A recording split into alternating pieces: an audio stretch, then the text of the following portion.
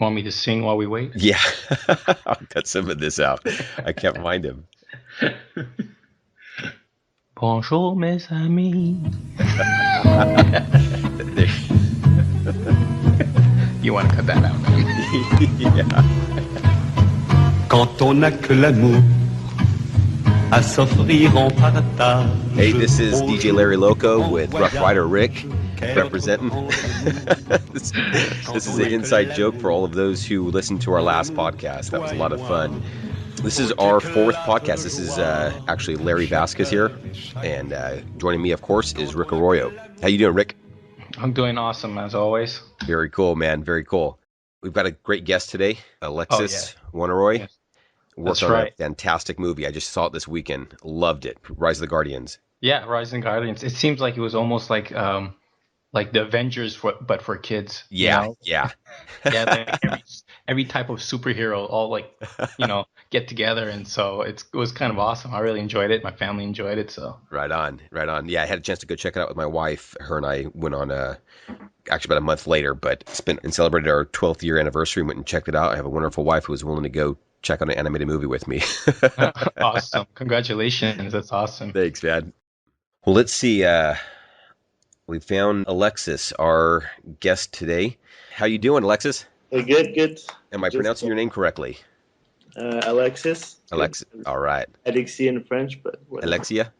I'm really bright, no? No, you're good. You're good. Okay. Yeah. You look great, man. You look Yeah. great. And no one's gonna see you, but they'll hear you. So We'll just say you look great. So that way, when they're listening to the podcast, they're like, man, this guy's a good looking guy. All right. Have you had a chance to meet Rick yet? Yeah, we know each other actually. Oh, okay. absolutely. How do you guys know each other? We eat at Katsuya sometimes together. You did Yeah, what? we eat at Katsuya, is a sushi restaurant here in Studio City, which is amazing, by the way. Okay, okay. So Very cool. Well, we really appreciate your time joining us today. We have both have had a chance to check out Rise of the Guardians, and that's one of the things we want to talk with you about today. Cool. Yeah, Loved it, man. Loved it. cool. Yeah. It's all just actually just this weekend, Saturday, and really impressed. I definitely think it's probably your guys' best movie so far. And that's saying a lot because I really like How to Train Your Dragon, which is another one you worked on. The first Kung Fu Panda was one of my favorites, and then also Megamind. I've really enjoyed those ones here, and I would say this one here has probably been the best. When I was at the theater at the end of the movie, everybody just was stood up and was clapping, you know. Oh, cool. So yeah, really enjoyed Is it. it 3D or? No, just standard. Okay. My wife doesn't like the 3D yet. She's kind of gives her a headache. So Yeah, my wife too actually. yeah, and even that though, it looked fantastic. It looked really good. So big kudos to you and the team there. Thank you. Hopefully, with these podcasts, we're looking to kind of get the word out there. I've heard both from critics online reading those things, as well as those who have attended it and watched it. It's always been positive. So yeah, if you've not checked out the movie, definitely go check it out. It's very worth your time and money here. So. Yeah. So why don't you tell us a little bit about yourself here before we jump into there? I was looking at your bio here, and you've actually got quite a few features under your belt, particularly at DreamWorks there. Yeah. So basically, well, I did the Goblin School Uh-huh. in Paris, which is the best animation school there is in France. I think in terms of animation only. Uh-huh. And then DreamWorks have recruiters there. So when I graduated, somebody from DreamWorks was there and part of the jury. So at that time, she said, "Would you be interested in working for DreamWorks?" And I said, "Of course." I was coming out of school. I'm like, okay. You're like, let me think about it. Yeah. yeah, So there was some visa issues and stuff. So I went 1 year in London to work on Valiant. It was a pigeon movie, not very big success and not very good movie, but it was a lot of fun to work on. I think it was one of the best movie I worked on in terms of fun with people and stuff. Very good. And then DreamWorks, I know actually, and then I started my own company, and DreamWorks called me and said, "You want to come and work for us now?" And I said, "Okay, let's do it." So I came here, and now 7 years later, here I am, still at DreamWorks. So first movie was Flushed Away. That was fun to work on. Same, it didn't turn out the best as it could, but it was a fun movie to work on. I liked that one. I thought it was a lot of fun. I like some of those quirky humor movies, you know, where it's just kind of that silly, doesn't take itself too serious, you know. But in 3D, having the ability to do stop motion faces a bit, it was really nice. So we had the same principle where we would plug those shapes, like the big E or O that were there, and you would plug them so they would pop as stop motion do. So it was cool. And then I worked on B Movie, which was really hard to work on. Didn't like it that much. And then I went on to Kung Fu Panda, which was honestly one of the best movie at DreamWorks that I worked on after. So, and then I went to Dragons. This was very good because of the directors. Chris and Dean are really, really good. They made the experience really good for everybody. They made a lot of feedback and stuff that was. And then Guardians. So Guardians is the times I've spent the most on a movie. It was almost 3 years on it. Wow. Since day one, doing all the character development, and that was a lot of fun. So when you say character development, can you, for those that are kind of new to that, listening to the podcast, can you give us a description of what you'd be doing for that? So character development is basically you get a character that has never moved, and you got to make him a person with certain acting, certain movements, certain behaviors, so all that you can invent. So that's the best part to me, is you have a character that somebody has an idea about it, but then you have to make it your own way to give that idea. Like let's say the character is very shaky and he's not sure about himself. So how you're going to portray that? So that's the fun part. Uh-huh. Then of course after that the characters evolve in the movie, and throughout the years they just become something else. But you kind of help establish that though, moving forward. So yeah. I'm sorry, I was going to ask you, like, where do you start when? I mean, you receive the model, you have, the first look of the model, but where do you start with it? Like, do you start with like a walk? Do you start with... The thing we did on Guardians was boards. We had huge boards where we would pin images of guys. So for example, for Jack Frost, we would have guys, with hoodie like this and just down, and skaters and guys who do parkour stuff. So we pinned all that. And then from that we said, we're going to do a test with the hoodie down. Hoodie up. We're gonna do a test where the guy do some parkour, because they wanted a character that was light and could fly almost. They weren't sure about that, but that can react to wind. And from that we went to what you guys saw. Now that's gonna be kind of fun. Just the iteration process of kind of feeling almost like a sculptor, where you're kind of chiseling away, finding stuff, mining for these little nuggets that you're now kind of using as sparks for new creation of it, Yeah, I agree. I mean, to me, this is one of the best thing of Guardians, is how all the characters are different. So all the little exploration we could do, like the Tooth Fairy with the hummingbird stuff, that was really nice to explore, or the Sandman with the floaty field. Yeah. It was different gravity when he was falling. Those type of things were really nice to explore. Even Norse and the way he would do. I mean, all those tests. That was the best part. So. Yeah, and how long are you guys working on the character development part? Do you spend a lot of time before animating, like just doing the research? Like, I don't know, a month, 2 months, 3 months, then you start animating? No, it's like a year. Most of the time, we try to have at least a year of pre-production. Wow. Right now, I'm on a movie. I mean, that's been stopped. But I'm on a movie. I'm on Trolls for DreamWorks, and I have like a year pre-production on that. And same on Guardians. I had a year and a half almost, and it's going to be the same on Trolls. It's a year and a half. So. And how many guys are you? Do you work just on one character? Are you developing only one character separately from the other guys, or are you guys all working all together at the same time? For talking Guardians, the we're difference? only two. We're just the Hoka and me for that year before some people arrived on it. So then we did all the characters. We spent let's say 3 weeks per characters. 1 week for a little action shot, 1 week for different movement stuff that we could say, and 1 week for acting. But everything was really, really blocking stuff. We never finalized any shot. It was really to give ideas. So I think it's a really fun way to do it, because you don't go deep into your shot. All the little finesses, it's not there. I mean, it's not important at the beginning. It's just to find ideas. So. Yeah. Now, that's one area I I know some people don't care for is the blocking stage because it's kind of difficult to get the ball rolling. For me, I love that stage because it's just now kind of getting what's in my head, at least something out on there.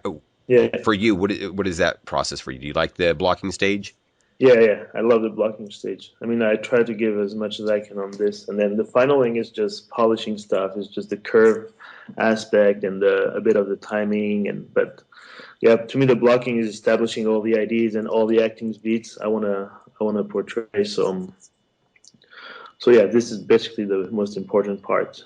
After all the polishing, I love it, but it takes a lot of time for a little amount of things that are changing to me. But Yeah, I think my two favorite parts are the blocking and then the polishing. The stuff in the middle, I find it it's difficult. It's difficult, trying to nail down that timing and so yeah, yeah, those are probably my two favorite parts. And you said you're blocking in the preparation. Do you have like a go-to process or like a way that you work oftenly?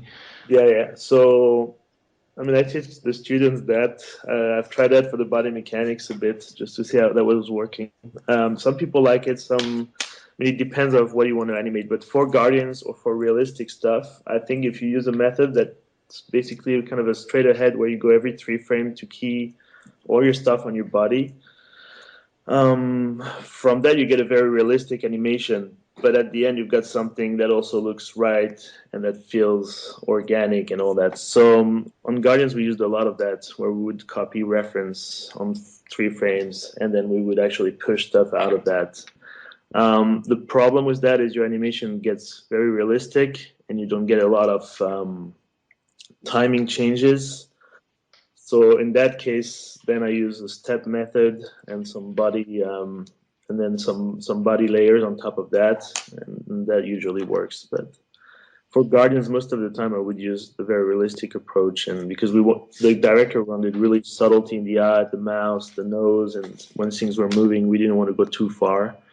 So it was a very good method. And then for the faces, basically, I work in layer where I track my eyes, see what they're doing, then track my lids, then track my brows, and then I animate on top. But this is an approach for a very realistic animation, like on Guardians. And now I'm working on the troll movie, which is going to be very realistic as well. So One of the things I enjoyed with Rise of the Guardians, though, and because I was in Ted T's class when he was working on Rise of the Guardians, so we kind of hear a little bit about what's going on. I know that it was obviously taking more of a naturalistic feel to it, but it did not feel at all like it was mocapped.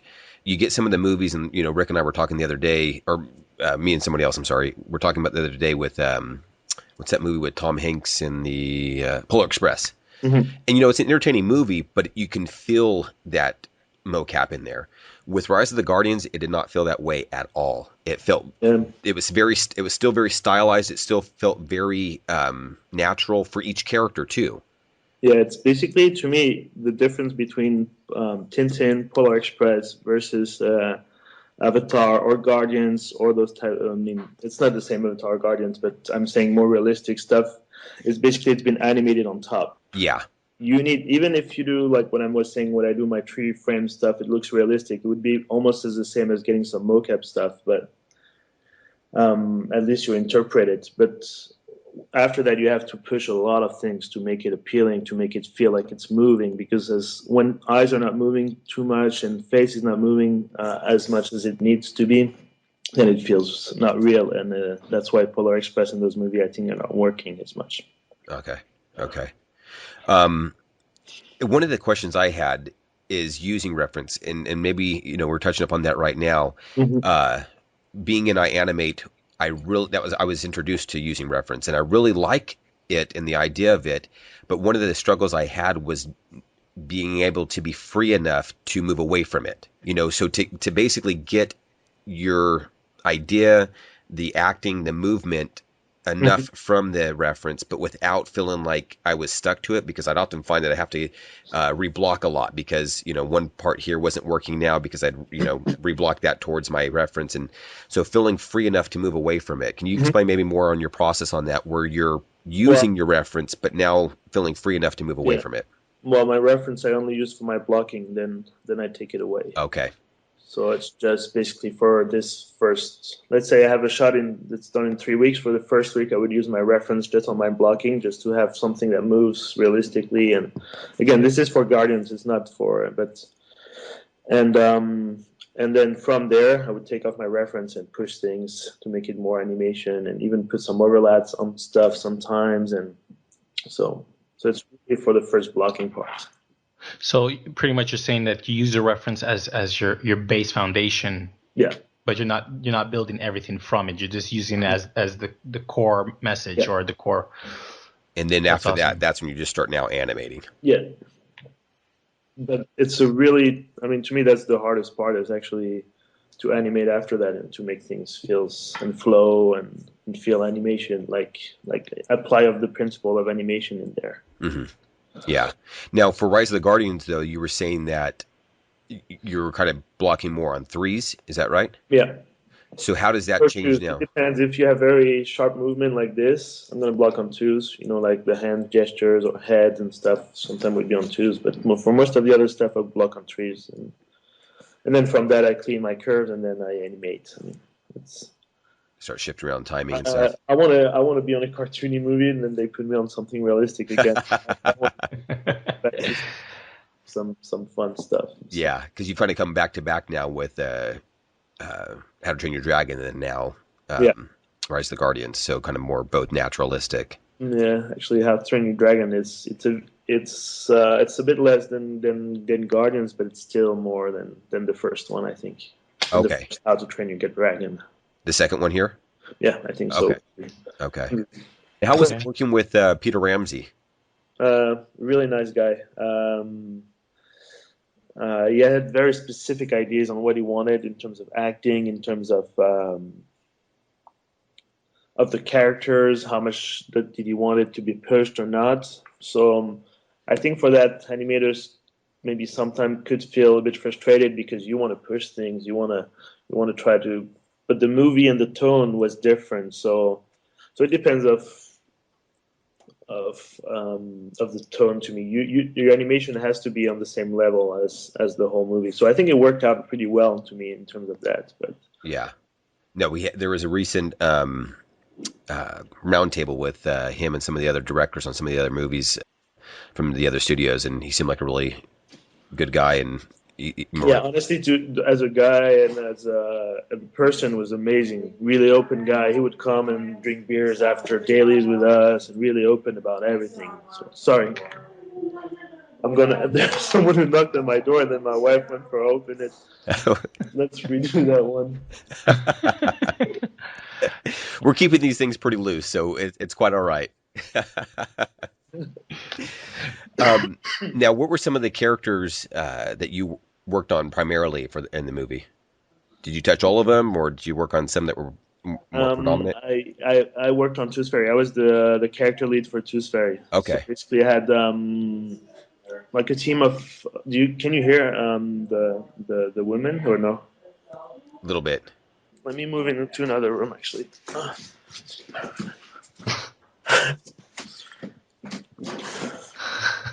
See, this is a podcast on the go. That's what I'm talking about. It's guerrilla style. So I worked. Awesome. Thank you. Okay. So I worked on Tooth Fairy. I was the character lead for her. Since I did all the early tests, and the Hawkeye liked what I did with her, he wanted me to try, and I said no, I want to do pitch, and he's like, yeah, you need to try Tooth Fairy. I'm like, okay. So basically, I ended up doing Tooth Fairy for the whole movie. It was a team, I said, of 5-6 guys that were coming on. Were doing shots with me on her. It was cool, very cool experience. Now, this is kind of a new, more of a new thing with DreamWorks, right? Where you're kind of having leads of character, right? Whereas before you kind of touched really every one of them. On the movie, for example, when there's a lot of characters, definitely there's going to be character leads. When there's only 2 characters in the movie, you have to have sequence lead no matter what. Maybe you're going to have character experts, but still. Character experts meaning that those guys are going to do the same character throughout the movie. So they know it really well, and they know what's happening and not. So, let me ask you about the Tooth Fairy. I mean, One, I thought she was done. I mean, she was done. I mean, she was just brilliant. I really enjoyed her character. I really believed in her as a person. And I want to ask you, do you find it like harder animating like a female character, or like what were the Yes. challenges? Yeah, definitely. Well, again, in terms of reference, it was hard, but I had one of my production supervisor was a girl that was very active, and she looked just like her. So I would use her reference for my shot. It was really nice that I had her. So Did you do any reference of yourself acting like the Tooth yeah, Fairy, which you can share with the audience? We'll put on the site there. so yeah, With this was wings hard, on and and everything, also huh? a female character to me has to be a bit of I mean, she has to be appealing and she has to be cute, but all that sometimes is a bit hard because you want to have another tone to the character, where she would be a warrior or where she would be not as pretty. But so they wanted a princess, but also a queen, but also a warrior, but also it's always hard for this type of things. I think the female characters, but Well, this goes into one of the questions that someone was posted on our Facebook here, and the question was how to get into character. You know, you're saying here that you've got a gal or a character that's a queen and she's a leader here, but yet she's also a warrior. How do you, as an animator, get into this character and find the attitude for your shots? well, what you have to do is well. First of all, again, Peter Ramsey here was a lot of. He really knew what he wanted on this, so he knew that he wanted her as a warrior. So he had shots like that in the movie where she would come and fly and kick some horse and stuff like that. So that was the warrior part, and then from that, there was also the sweet part and the motherly part when she's on top of the kid's bed and she hovers and all that. So he knew those moments, and so we talked about this and what he wanted out of her, and then from there I would go to the girl that's my proud soup and ask her to do this or that. Um, the thing the thing that you have to think about is the way you're going to ask your people to shoot reference if you do it for them. And what I think is very important when you shoot reference is to not try to act it. You can't think about it. So, okay, it's a simple shot where she finds her tooth has been broken and she goes like to the guy like and she knows that he broke the tooth, and she's like, I don't know how that happened or is these teeth. And for this, I just told her to remember one day I put some bacon pieces on her door knob because I'm a very funny guy. And I told her, what did you say after that to me? Like, so then she started acting out like this, all those bacon pieces on the door. I wonder how that happened. And just by that, it was a simple thing. So that was the line. I wonder how that happened, Jack. So that's the type of thing you have to try to think of when you should reference. So for all those moments, different ones, then you try to think about. Okay, very good. I think this reference topic is an amazing topic, and I think we should continue on this. I mean, so I'm just going to say this, and then you could correct me. So, do you think are you approaching shooting reference two different ways? So sometimes you shoot reference yourself, and you're trying to project what you have in your mind onto the screen and extract from that. But also when you're shooting reference with someone, you're pretty much directing them, and either you're directing them given with strict guidelines, or you're trying to extract something raw, and this is what you're trying to get at. Yeah, I think because okay, honestly, the level of acting from movies is impossible to get in animation. To me, we can't really get that because we try to. I mean, animation and acting to me is two different things, and actors especially. When you animate, you have to reproduce all the principles and the fact that it has to move nicely, and it's hard to get all the subtleties that actors can get in shots. It's really, really hard. So you have to push things always. And for that reference, if you make it right and then you push it just a little bit, I think most of the time it works. And for that, you need to direct the guys the way you want it. But it's never going to be as good as what an actor can give you in terms of acting. So that's why you need to push it a bit, I think. But the way to approach, I mean, honestly, to me, that's the hardest part is to have reference that works. Because most of my best shot is because the reference was really good. and that's a shame to me a bit, because you rely a lot on that, especially for this kind of movie. But to get the subtlety of things, you almost need it, I would say. And So, and getting your best reference, do you find you get your best reference? Example, you said you were doing it with your friend who was acting out the Tooth Fairy. Did you find you got the best reference when you did not act it out in front of her and you tried to extract it naturally, or did you find it was easier for her to understand you just giving a really small example? it was for her, it was naturally, but I know another girl that did some tests for shadows, and she had the line, and she did exactly the line.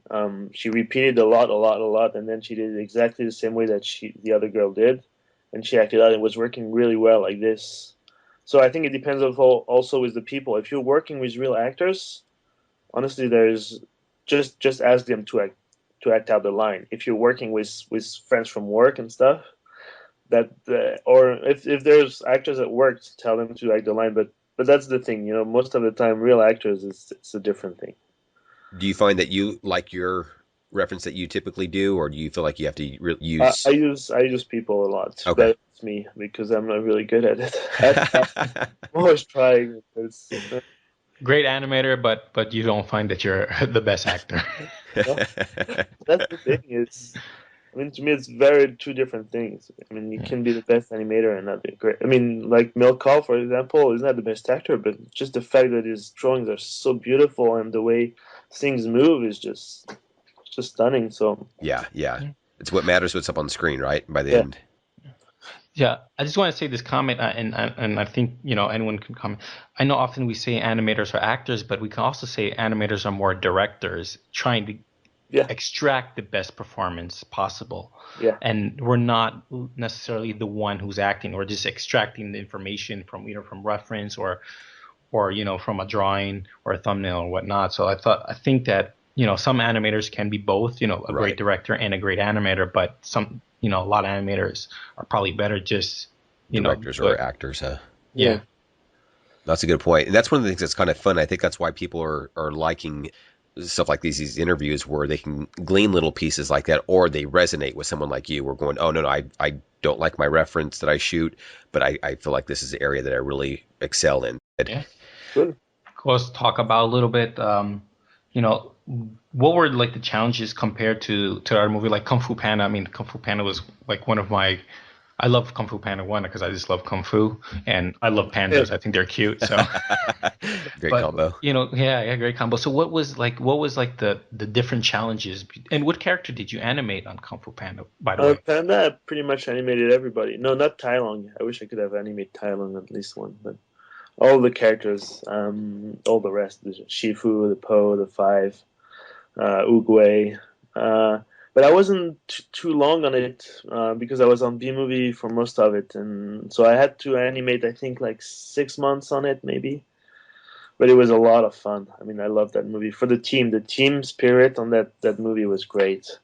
Did you find it challenging switching to the movie so quickly? No, it was.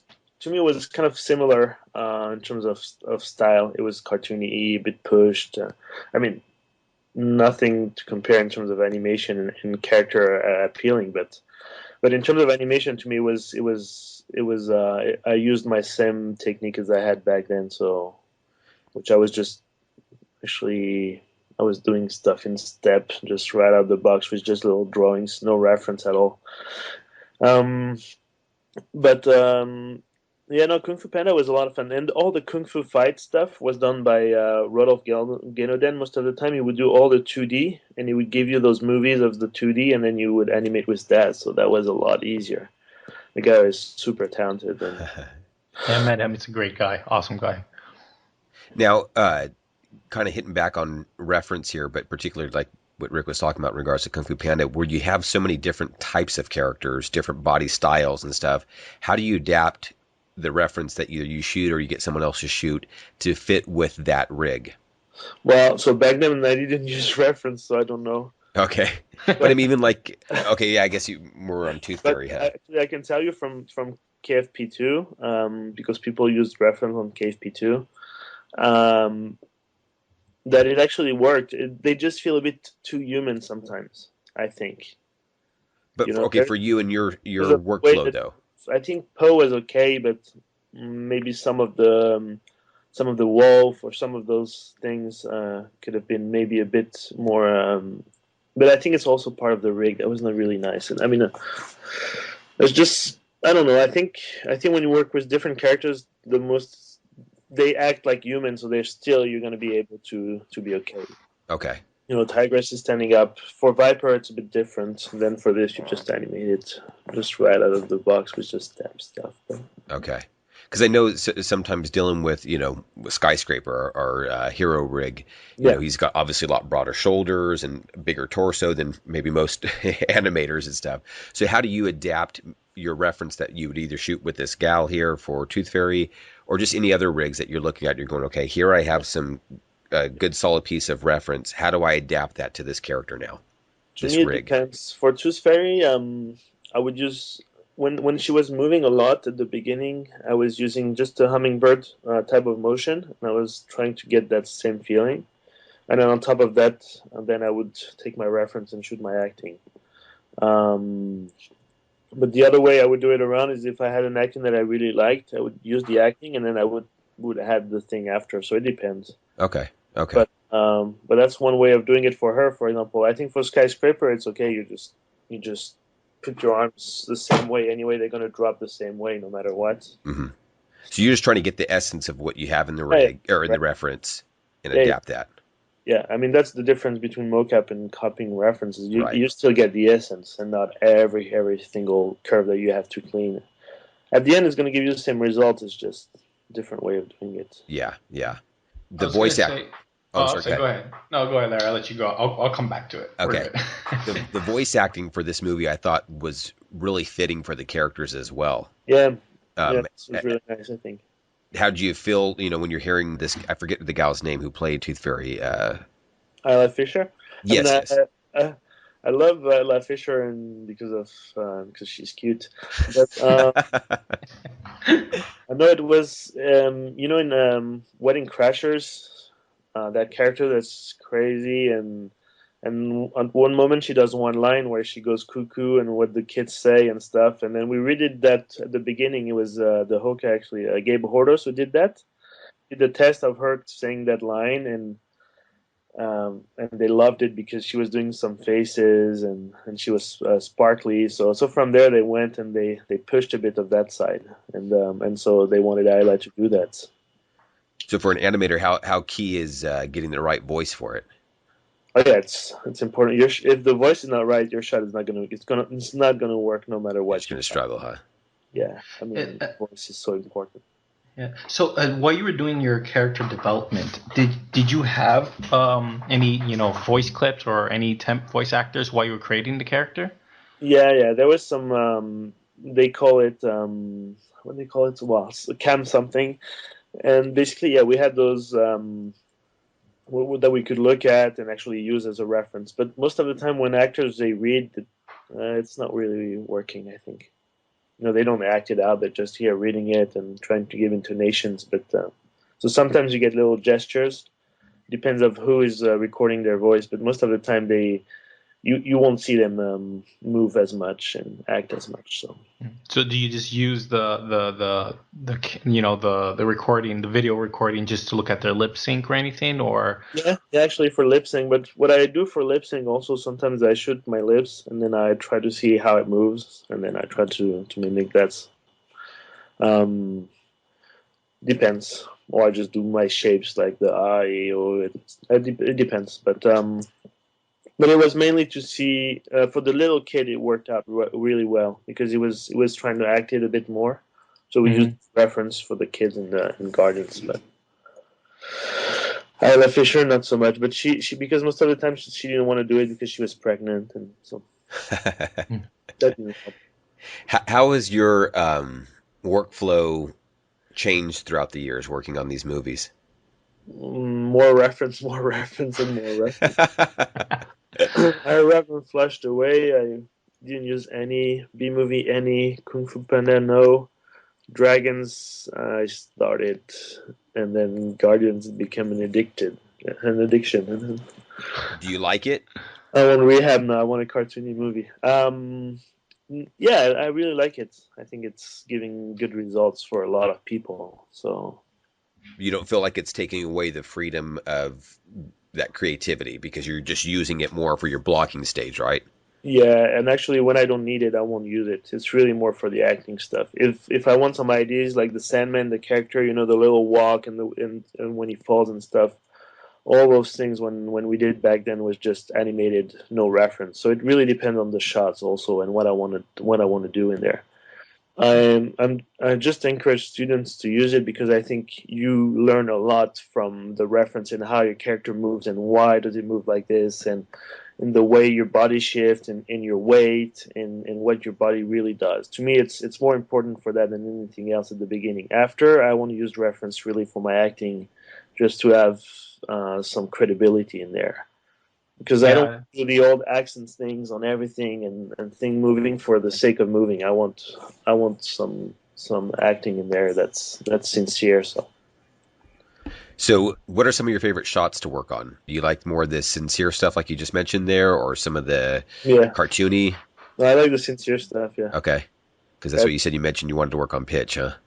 Fish was a really good character. He ended up. I mean, I really liked him, but I know some people didn't. But I thought he was really really good. Oh, I thought he was really good. I think Jude Law's voice worked really well with it. At the beginning, we had some time to do some shots, and I did want a pitch that comes. Let's say this is a boy here, and he comes next to it, and he just says something in his ear, and it was really creepy, and I had a lot of fun with that.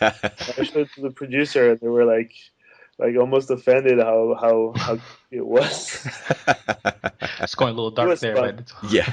We have wanted to push it a bit. But actually, I think it was really nice the way it handed. To me, it's pitch is cool in terms of animation. Really, I Yeah. think. well, I was gonna ask earlier in regards to the reference. I know DreamWorks has a mocap studio, and Yeah. if I remember correctly, Puss in Boots they use a lot of the mocap for the dancing part, which they would give to the animators. And if I remember correctly, the animators just rekeyed it. They didn't. They pretty much copied the mocap, but Um, made and pushed I it into more. I'm not completely sure because I didn't work on it, but I think um, I mean the mocap room is for rough layout, which means previous. It's before you animate, so there's always character that moves in your scene. For Guardians, we would use it a lot. Actually, animators would put their suit on, they would go in the mocap room, and then we would shoot the whole sequence. So, meaning that we would move in certain areas, we would talk there, and then we would move there, and then there was all this fight happening. So, it was to set up the characters and the cameras so that they would feel right and they would do what they were needed to do. Because when you have a layout artist that makes a guy walk like this and you're not sure he's actually going to be able to go to the end of the room, it's a good way to actually know how many steps he's going to do and how many does it need time for all that. So we used it for that. And I think Puss in Boots was the same. It was Yeah. just basically this, and then they animated the same because they had real dancers coming and doing that, so they wanted to use all their little movements and stuff. But I don't know if they had the data or not. I actually don't know about that.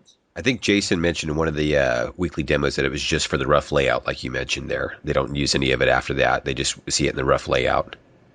Because I always tell everyone that I think mocap is a great tool. It's a fantastic tool, and there's a great place for it in our industry, regardless if it's film, games, or television, and even commercials. But it's just a question how you use it and how you be creative with it. And that students and animators shouldn't be scared of motion capture. I mean, look at Weta, the stuff they do with motion capture, but they Avatar and still stuff. rekit. Yeah.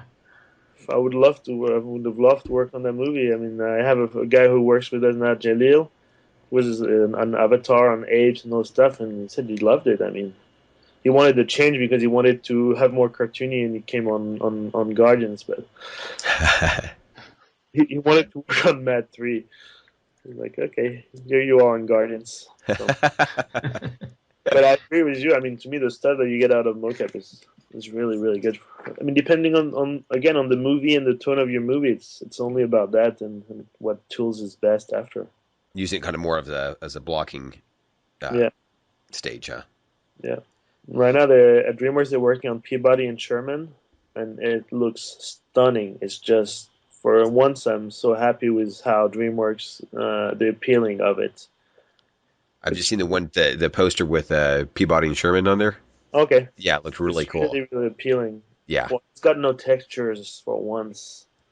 What's that? It's got no textures for once, on the face. I mean, we never do those kind of things at DreamWorks. So. Now, working with the rigs on Rise of the Guardians, where they are shooting more for that higher believability or higher detail, how is that working with the rigs there? Is that more stuff that they deal with afterwards, or is that stuff that you're still...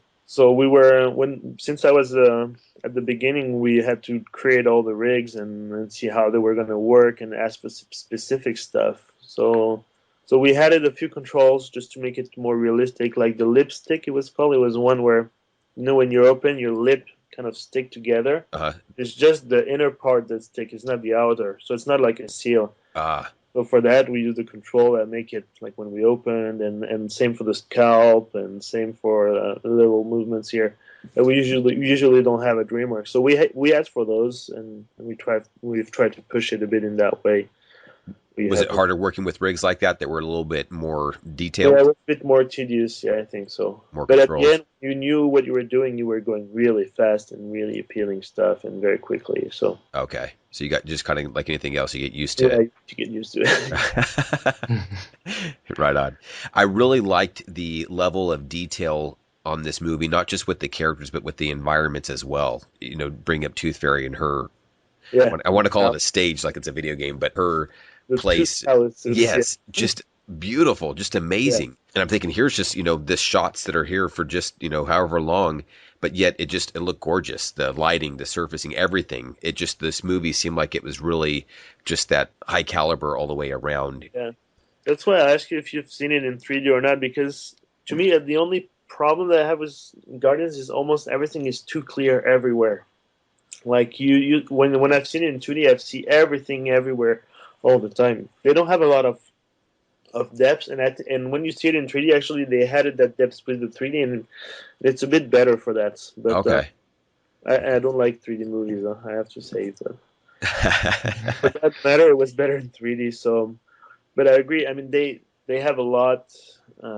They had a lot done in all those places. It's just nuts. But it even pitches. I don't know. Again, for those who haven't seen it yet, but even his labyrinth or whatever you'd call that thing, it was just really neat looking. And I'm thinking it was creepy, man. It was scary. Yeah. I still have nightmares, man. Good job, guys. But I'm scared to sleep. I have my nightlight on. So yeah, sleep with a flashlight now, huh? Yeah. Now, how much of the detail of the scenes are in there when you guys are working as animators? Not much, actually. We try to hide as much as we can because then it gets super slow. But that was the old software we used at DreamWorks. Now we have a new one, and it's really good. I'm really happy. Because I can see where having a lot of that in there, it kind of helps with the mood. Guardians was really hard for that because whenever you had too much detail everywhere, it was just super slow. Okay. So this is on the previous software. Yeah. So now everything is real time. Right on. We have real time. Before we couldn't even scroll in the scene. That was not possible. It was just you had to recalc, and it was just in your camera view. It was not even updating your 3D view or nothing. Oh, okay. Sounds fun. Yeah. It was old. So now we have real time, and it's good. It's I think a little bit more amazing than what you guys are able to accomplish. Then I think it's that much more. Visual think big studios have the best stuff. I can tell you, games have the best stuff. Honestly, yeah, so good in terms of the way they do stuff. It's so smart. Like years behind. Honestly, the advantage game has is that we have all these great engines that lets us do things pretty much real time. We could throw in an environment, and we have the animations. We could put it in. If we need to change environment, it won't be destructive on animations for the most part, depending if it's a scripted event or not. So of course. I think there's a lot of things. I mean, even Weta, I don't know if they use a game engines or one of the plugins, but they had a shot of Iron Man when he gets he gets he's fighting Thor in the forest, and he punches, gets hit on the tree. They did that dynamically. They generated him flying into the tree dynamically just to get the physics out of it, and then they use that as a reference to key it. It's really clever. I just think that idea, I think that we use in games is very practical. So. But you even have some of this stuff here within the studios now that they're using more of these cameras now. What do they call them? Cartoon cameras are. Yeah, where they're actually. We have that. That's good. I'm so happy we have that now. For those who don't know, Alex also does our when we do our live interviews. He often is one of our camera guys, so he's really good with the camera. So man of many talents, huh? Absolutely. To me, DreamWorks the camera is always a bit underlooked. It's not. Pixar movies cameras are always like Ratatouille is spot on in terms of camera. It's just nuts. But it's Brad Bird. Same with Incredibles. Actually, it's just nuts. And you can tell that sometimes. I think Guardians was okay. It's just it could have. I think it's okay. It's just it feels too big all the time. Too much. I think in some places. So. Huh. Now, what's your background in that? I'm sorry. Go ahead. I bought a camera like 3 years ago, and I always love looking at movies and how things are composed. But I think it's when the DSLR started making cameras, movies that looked that great, I just jumped on it and tried to do it. Fair enough. This kind of segues to another question I had, I think, last time with one of our interviewers. What is something else that you enjoy doing outside of animation that you kind of feel like pushes you? Like I mentioned, some of our instructors, do music or martial arts or whatever it might else be. Well, what's that? Yeah, I do little short movies or documentaries or stuff like this. I saw the one, I think it was in Kauai, you and your family. Yeah, it was my family. So awesome. This is just like family movie. Or I did one documentary on Alberto Mielgo. He's a painter. That does all the Tron TV series. He did all those, and he did also the Beatles rock band commercials, all those. So he's really, really amazing artist. So there's Moonshine also on all the DreamWorks artists that created that book. So I filmed a few of them, and I edited that documentary on those guys. So those things like that, it's fun to do. It's just on my spare time. So do you ever see yourself getting into the more of the directing level, or? I don't know. I think it's hard to live. To live with it, you have to be really good. I don't think I'm not there yet. I'm not there yet. So, do you have any other? You had a question, Rick. I cut you off on, man. Oh, thanks. Appreciate it. Now you let me talk. I'm gonna put you on the side. I'm gonna put you on the spot now. I totally forgot what the question was, but I forgot my question. All right. Okay. Well, how many blocks have you been teaching at iAnimate? One. This is your first block? Yeah. Okay, so what do you think so far? Have you enjoyed it? Yeah, I love it, actually. That, to me, you had spare time. What do you do? Well, now I teach. Just I don't have any more time to direct anything, or just I teach. Well, we like having you here, so that's good. I had to think about all the classes, what I was going to say, and it was a bit more of a thing, like almost week per week, and it was hard. It was really hard. I love it, though, but it's because I remember being a student and some teacher, the way they would teach, I was expecting more, and now I'm always like, I hope I'm not like this. It's pushing a bit the challenges, and it made me also rethink of the way I animated before and what I was getting out of that. Because when I arrived on the class, I was telling them, yeah, do that 3-frame thing, try it. And the more I asked them to do that, the more it looked, all their animation was very realistic.